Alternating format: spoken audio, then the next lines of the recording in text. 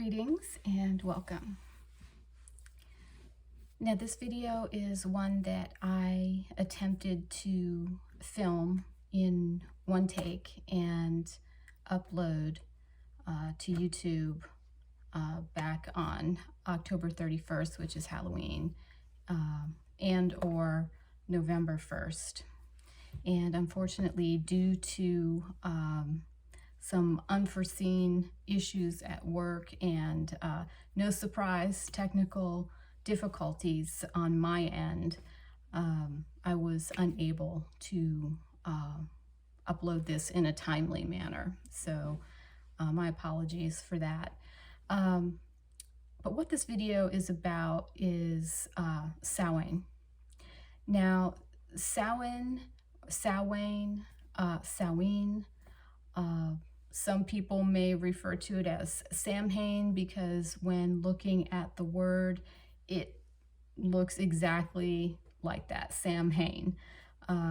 Although that is not the proper pronunciation. It is a Gaelic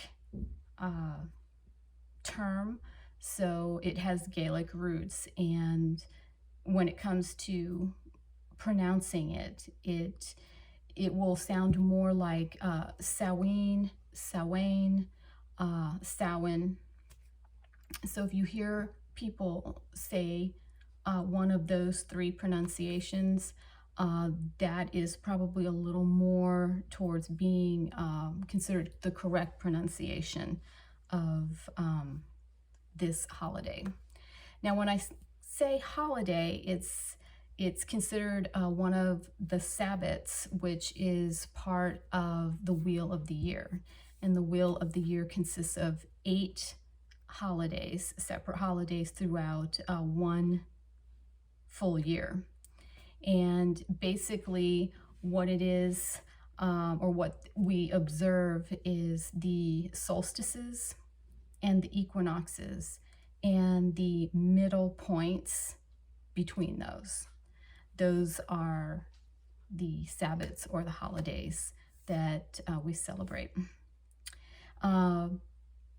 These are pagan holidays, and Neo-pagan religions such as Wicca or Wiccans generally tend to celebrate, you'll find that many of them do celebrate the festivals that coincide with the Wheel of the Year. And I'm not going to get into talking about Wicca or witchcraft or anything like that in this video. I will film a video though for you at some point talking about my religious beliefs, what I grew up with, what I believe in now. And that will be a future video for you. But for right now, this one is just solely focusing on sow-wain. So October 31st, which is Halloween, through November 1st, so 2 days, we can celebrate Samhain. And for me, now, there are traditions that go hand in hand with each Sabbat. And there are 8 of them throughout a year's time. And this one in particular is very special to me because it helps me honor my my lost family members, the ones that have already crossed over and passed away. And I took a plain bookshelf, which is part of it's a built-in bookshelf that we have in our apartment, and I took the bottom shelf for myself. I cleaned it off completely, wiped it down, and then I decorated it. And you'll see, at the beginning of this video, you probably saw what I had done to the bookshelf, but I will show you what I did to decorate this, what I used to make it look like this. I have tea light candles, just the little ones, to represent each family member that I am thinking of during this time of year, and that I would love to be able to somehow communicate with. Now, when I refer to communication, I'm not talking about having a conversation with a deceased being that was once here on earth with us. What I mean by communication is having a sign be presented to me, something that is dropped into my path in life, my everyday life, where I think for a moment about that particular relative. Something happens, someone says something, you smell something that reminds you of a relative, of a perfume, a cologne, something that they used to make or bake. It could be anything.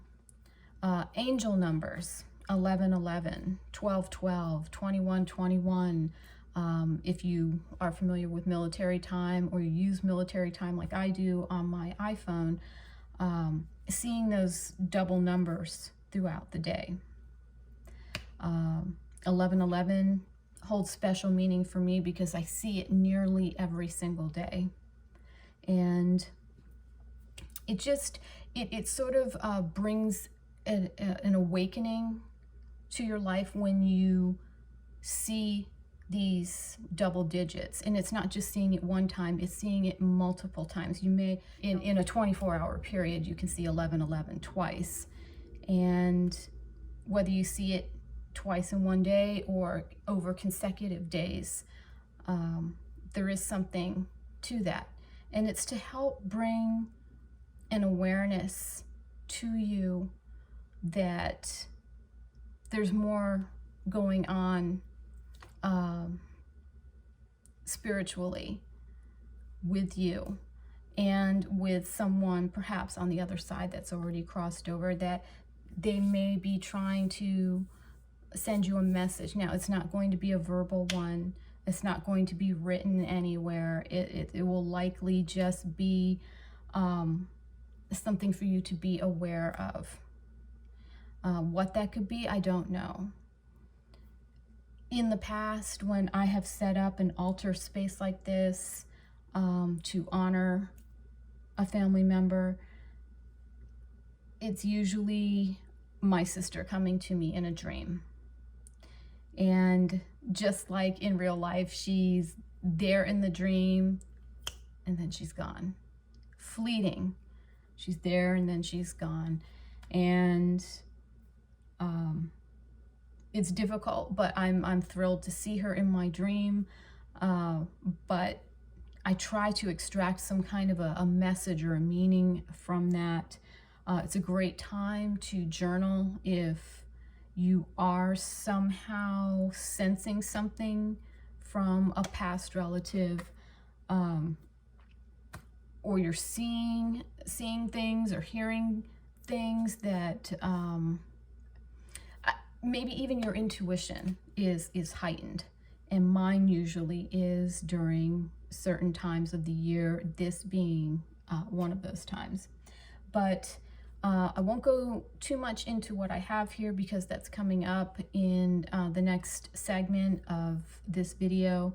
But just a little bit about Samhain. It does mark the end of the harvest season and the beginning of winter. So we have the harvest season where things are in an ability to grow and be nurtured, and we now move into the winter months, and that's when you'll see, and we see it outside if you're in a place where you can see the seasons change. You see the change in the color of the leaves from harvest colors to brown. Leaves fall to the ground and trees kind of go into a hibernation state. Some even die, and that is the marking of Samhain, the end of the harvest season, beginning of the darker months or winter. So that is what this is set up for. And I'm going to leave this up longer than just the 2 days. I may put the jewelry away, but I feel very at peace when I'm sitting before what I have decorated here. It's very enchanting and very peaceful at night for me to light the candles. And you know, it's something that you can try. You can even be crafty with some things. I pressed these leaves. I found them outside. Some I did take from the tree, but most of them I found on the ground. And I've got some dried flowers. My boyfriend bought some flowers for me in harvest colors, and then I allowed them to dry. So I have those here. And then I made a little star from some twigs, and I used my glue gun to help keep those together.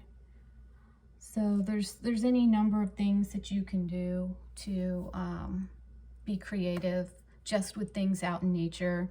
I mean, even just little acorns, I have them scattered throughout. Star anise or star anise. Oh, wonderful. Smells like licorice. But that's it for now. So I'm gonna let you go and watch the next part of this video. And I appreciate your patience with me and tuning in and watching my videos. Means a lot to me. So take care and sit back and relax. Greetings and welcome. Happy Halloween. Happy Samhain. If you celebrate pagan Sabbats or pagan holidays. And if not, that is okay. You can join me in this video anyway, and you can watch what I do to help commemorate and celebrate this wonderful holiday. So I am kind of crouched down on the floor. We have a built-in bookcase in our apartment, and I have the bottom 2 shelves to myself. The upper third one is mine as well, where I have sort of a library of books for myself. And I'm going to transform this bottom shelf that I'm in front of right now to celebrate October 31st. Now, Samhain historically is typically October 31st, Halloween, through November 1st. And a lot of people tend to celebrate it on November 1st, but you can start your celebrating October 31st and go all the way through to November 1st. So I'm going to show you my space right now that I am looking at. So here's my bookshelf here. Now, ordinarily I keep all of my incense, matches, things like that on this shelf, and I'm going to take it and I'm going to decorate it in a special way. And during this time, you'll find that you may have dreams about some of your relatives. You may even see people that resemble some of your relatives that have since passed. And that is okay. That's something that is a very common occurrence during this time. Your ability to communicate with some of your relatives that have already crossed over. And you may even see angel numbers like 1111, which is a very, very common one. That's one of the tattoos that I have, is my 1111 tattoo. I'm not sure if that's focusing or not. Double numbers showing up all of a sudden you're seeing them, or you see them all the time, but in particular, between today and tomorrow, you may see them more frequently. And interestingly enough, my boyfriend does not pay any attention to 11:11 when he sees it. And it's very, very interesting that he has seen 11:11 several times leading up to today, which is October 31st. And I said something to him about it. I said, you probably have a very special relative that has passed that is trying to communicate with you in some way. Many times people that have passed will try to communicate with you from the other side to this side. And during Samhain, this is the time where the distance, it's almost like the distance between that realm and where we are is at its most minimal, or some people refer to it as the veil between the two is at its thinnest. And so this is the time where, if you would like to communicate or leave some kind of an offering for them, to memorialize them, this would be a great time to do that. So I'm just going to pan over what I have on the floor over here. It looks like a lot, but I'm going to really try to set it out. And most pagans and Wiccans will celebrate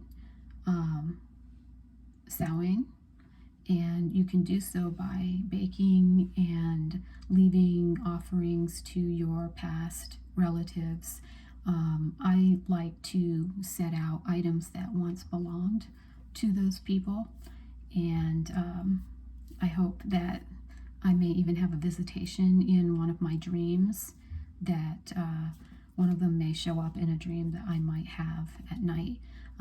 My sister did show up in a dream a couple of years ago when I set up, you could call this an altar space if you want to, or just a shelf, whatever you'd like to refer to it as. And I want to say she visited me just a couple of nights ago, and so that was very nice. But anytime she's come to visit me, it's fleeting. Like, she's there and then she's gone. And that's okay. I'm just happy that she was there. But I do tend to think quite a bit about the relatives that I no longer have in my life anymore during this time.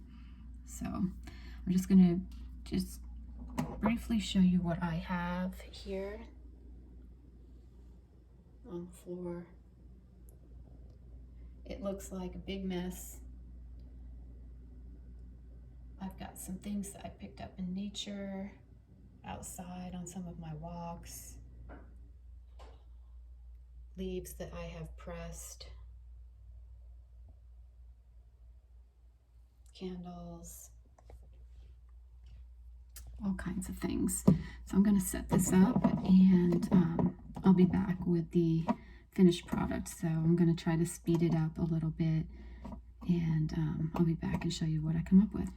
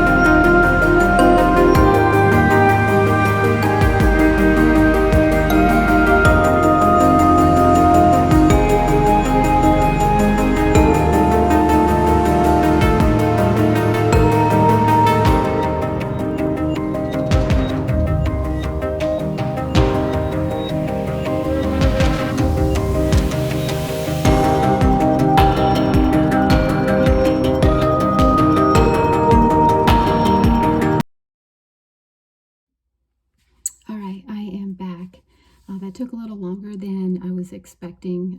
This is a little bit of a different space than I used last time to set up my area for this evening and tomorrow night as well, November 1st. So I'm going to turn the camera around so that you can see what I've done. I'm going to light the candles just so that you have the full effect of what I'm seeing, and maybe to give you some ideas about what to do if you would like to do this to celebrate. So I have pieces of jewelry. I don't have any photographs of anyone, but I do have pieces of jewelry that once belonged to my loved ones, and I have a candle for each individual. And I also have a couple of extra candles for both of my stepfathers that I had. So I may do a little explaining, but I am going to turn this around so that you can see what I'm seeing. All right, so just a little explanation of what I have. This pin belonged to my grandmother, as well as this brooch. It does open up. It's a little warm. And there's a little ladybug pendant that's actually a watch. And then I have my other grandmother's wedding set here, as well as a bracelet that she used to have. And then I have another ring from my other grandmother. I have two of my sister's baby bracelets that belong to her, as well as a ring. This is a ring that I bought for my sister, and I have it here. She always used to love citrine. She was an Aquarius, born in February, so amethyst was her birthstone, but she just loved citrine. And here's one of her favorite watches. It's a little pin that belonged to her, and a locket. And then this pendant, I think this belonged to my great-grandmother on my mother's side. I'm not sure, but it's very pretty. Then I have my father's cufflinks and a tie pin that belonged to him. And this necklace belonged to my grandmother, the same grandmother that this wedding set and this bracelet belonged to. So I have 3 candles over here, over where my father's items are. And one is for my father, one is for my first stepfather, and this one is for my second stepfather. All 3 of my dads have passed. So I would be reaching out to them as well during this time, and hopefully they would like to contact me if they can somehow. And then this brooch right here, it's very old. I believe this also belonged to a great-grandmother, and now I have it. So I don't think I've missed anything, but I did pre-light all the candles just for your benefit, so that you can see what this looks like. And it is still daylight outside. It's pushing probably 4 or 5 right now.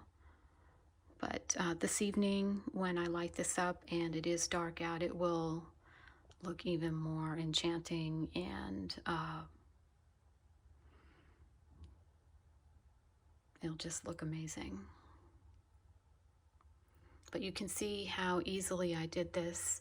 All of these things, these are some dried flowers that my boyfriend brought home for me, and then the leaves, I picked them up either off the ground or I took them from the tree and pressed them. In fact, they've been under an area rug for several days. You can put them under books. They'll need some weight so that they'll stay flat, and then I just put a little piece of tape up on the wall. This is a very large scarf that I have. It's a sun. It might have the sun and the moon on it. I'm not sure. It may have stars. I'm not sure. I didn't open it up. I haven't seen it in a couple of years. I didn't use this one last time. I did an altar for this time of year, but this is it.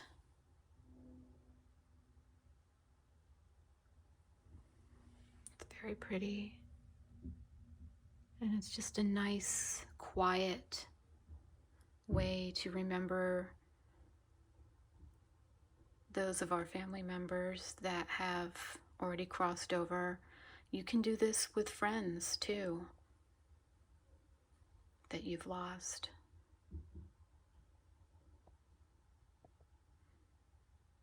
All right, one final look.